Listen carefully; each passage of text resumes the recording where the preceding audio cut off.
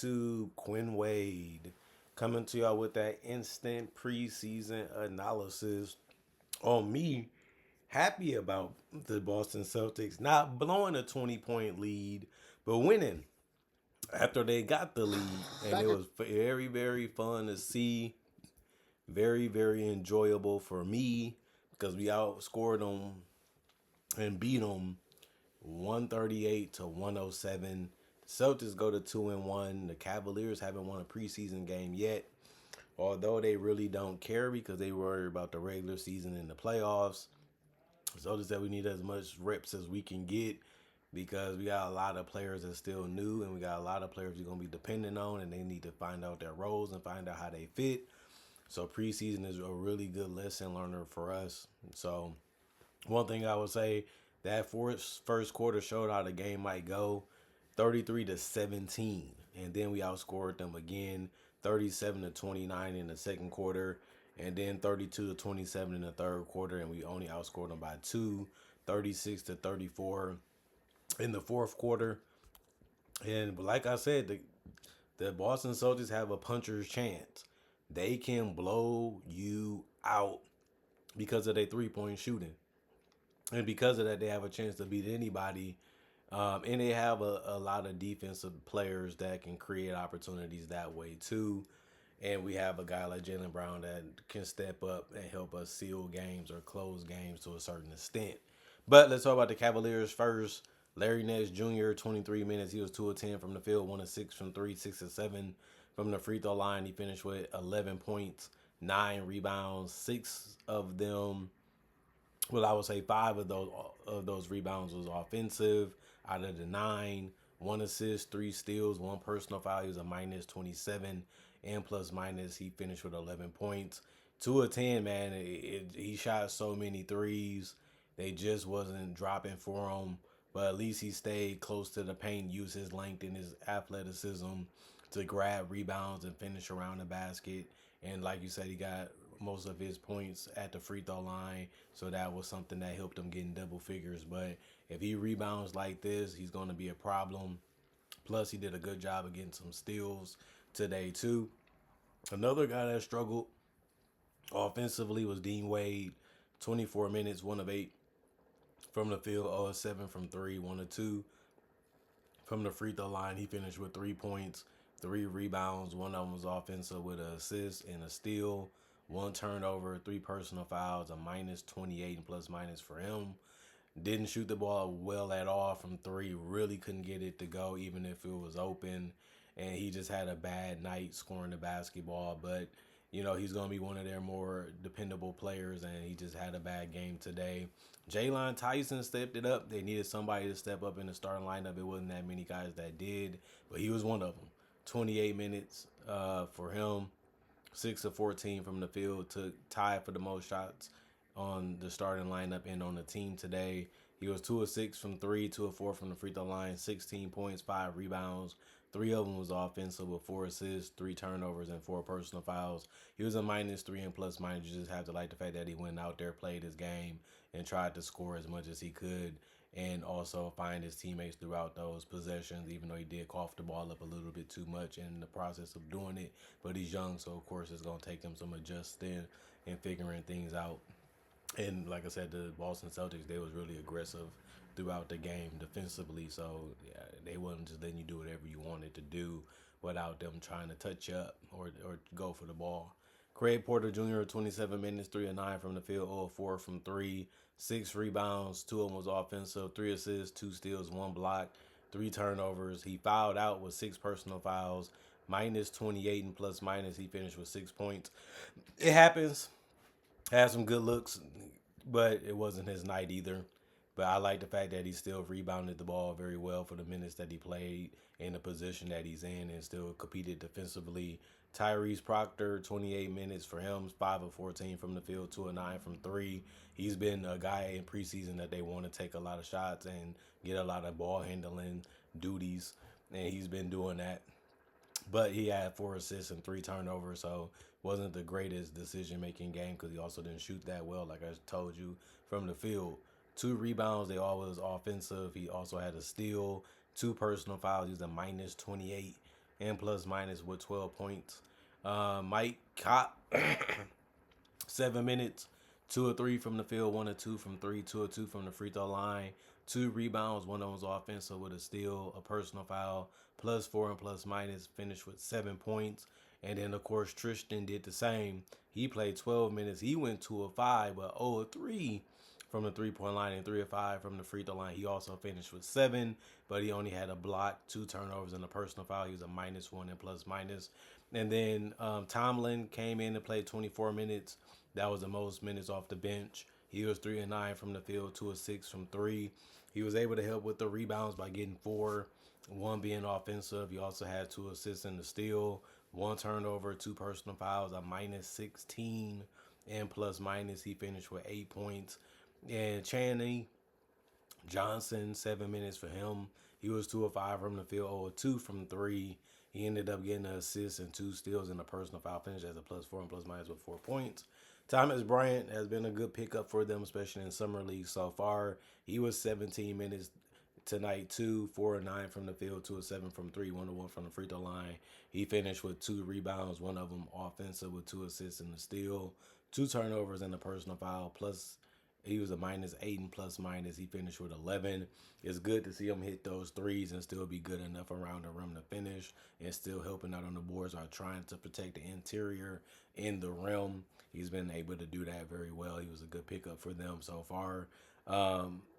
Norchad, 7 minutes, 2 of 2 from the field, 2 of 5 from the free throw line, 6 points, 4 rebounds, 2 of them was offensive, one personal foul, +4 and plus minus. Killian Hayes, still trying to find his way back into the NBA and stay on the roster for a long period of time. He had double figures with 10, was only the second guy to do that on the bench. 14 minutes, he was 3 of 10 from the field, 2 of 6 from three, but he also was 2 of 2 from the free throw line. He had 1 rebound, 2 assists, and 2 steals. Only committed 1 turnover, no personal fouls. I would say this is an okay game. He's still struggling to score efficiently, but he's still trying to find his shot, still trying to find his groove in the NBA. We'll see if this is the right team for him in the future. But it also going to show if he's an NBA player or not, how the season goes. Lou Trevors, 20 minutes, 1 of 4 from the field, 0 of 2 from three, 4 of 4 from the free throw line, 5 rebounds, 2 of them was offensive with 4 assists, 1 block, 3 turnovers, 1 personal foul, a +2 and plus minus. He finished with 6. The rest of the guys did not play, and some of the guys was injured. 36 of 102. They shot 35% from the field, 12 of 60, 20% from three, 23 of 33, 69% from the free throw line, 43 rebounds, 24 assists, 14 steals, 3 blocks, 19 turnovers, and 24 personal fouls. And then the team that won, the Boston Celtics, who I'm happy they got it done because they blew game again, and they didn't do it this time, and I was happy about that. Chris Boucher seemed like a perfect fit for the Celtics because he can rebound and protect the rim because of his length and mobility. But he was 2 of 3 from the 3 point line. Took some tough ones and some open ones, but he made them 2 of 3. 6 points because of that. 2 boards, 1 steal, 2 personal fouls. He was a +12 and plus minus. Sam Hauser was letting it fly. 2 of 4 from three, also finished 3 of 5 from the field, 17 minutes. He went 7 of 7 from the free throw line. He's a shooter, so we expect that, and it worked. 1 rebound, 1 steal, 1 turnover, 2 personal fouls. He was a +25 and plus minus. Derek White was hoisting up a lot of threes. Some was good, some was bad shot selection, but he has the green light this year to do that. 2 of 7 from three, but he also got to the basket and is still attacking the paint. And he finished 6 of 6 from the free throw line and 4 of 9 from the field. He still got 7 rebounds and 1 offensive out of that one. Out of those rebounds, 5 assists, 3 blocks, 3 turnovers, 1 personal foul, +24 and plus minus. He finished with 16 points. Peyton Pritchard, 23 minutes, 6 of 11 from the field, 2 of 5 from three, 5 rebounds, 2 assists, 2 steals, 1 turnover, 2 personal fouls, a +26 and plus minus for him. He was just out there getting buckets. He had unlimited range, used his handles to get to where he had to get to on the court, and was able to get easy shots too, even if it was near the rim or close enough to where he was confident enough to take it. I like the fact that he helps out on the boards and he's still scrappy defensively. And Jaylen Brown, he couldn't really get comfortable, couldn't really get the shots that he wanted the way he wanted. And he played 22 minutes and went 2 of 6 from the field and 0 of 1 from 3. His ability to use his athleticism and his physicality to get to the free throw line and drive fearlessly helped him finish 4 of 6 from the free throw line and gave him 8 points. He also had 6 assists, found his teammates easy, but he did turn the ball over too many times in the process of trying to do that. He had 4 turnovers, did grab 5 boards, 1 being offensive. He had 3 steals and a block. He's going to compete defensively. He's a competitive guy. He wants to win. He wants to make things tough and difficult. And I think he did that tonight defensively.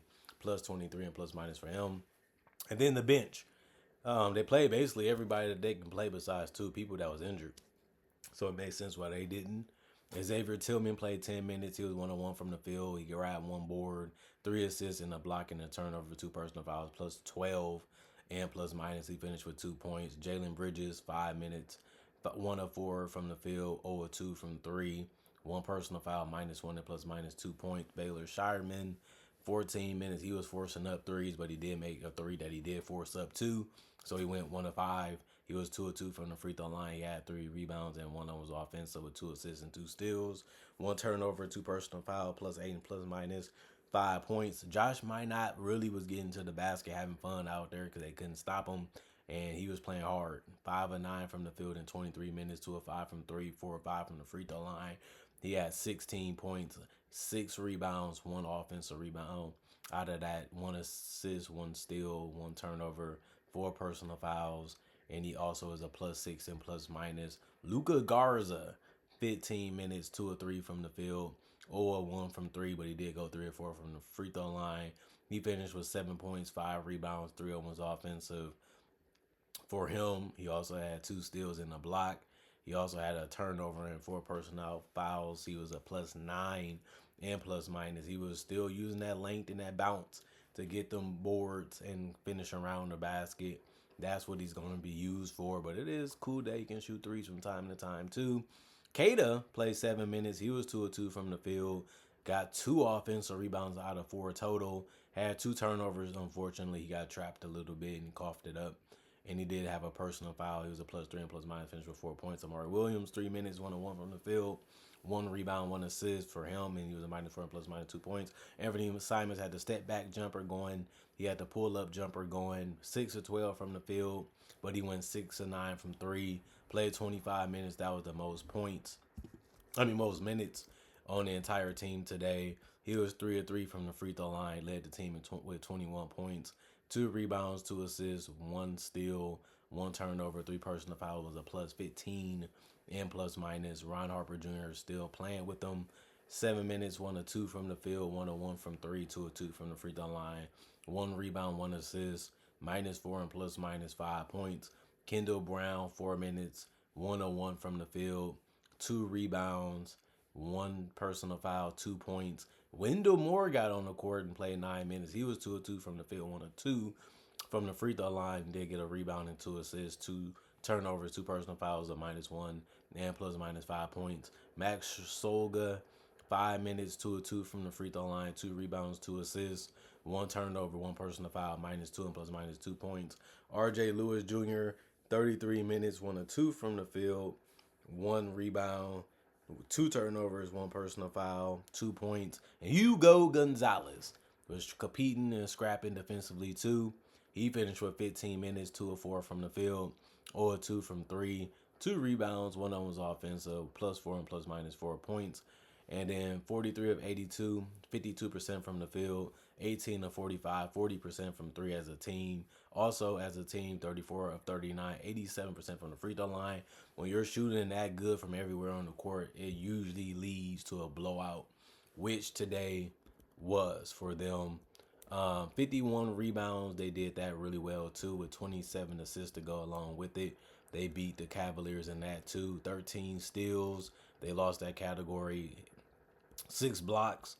They won that one, and they had 21 turnovers, which was more than the Cavaliers had, and 30 personal fouls. They also committed more than the Cavaliers did to them, although the Celtics did shoot more free throws. which happens. Other than that, this was a game where the Celtics proved that if we got the three ball going and we got the passing going and we compete defensively, we got a shot. We got a shot to win games. And some games we might collapse.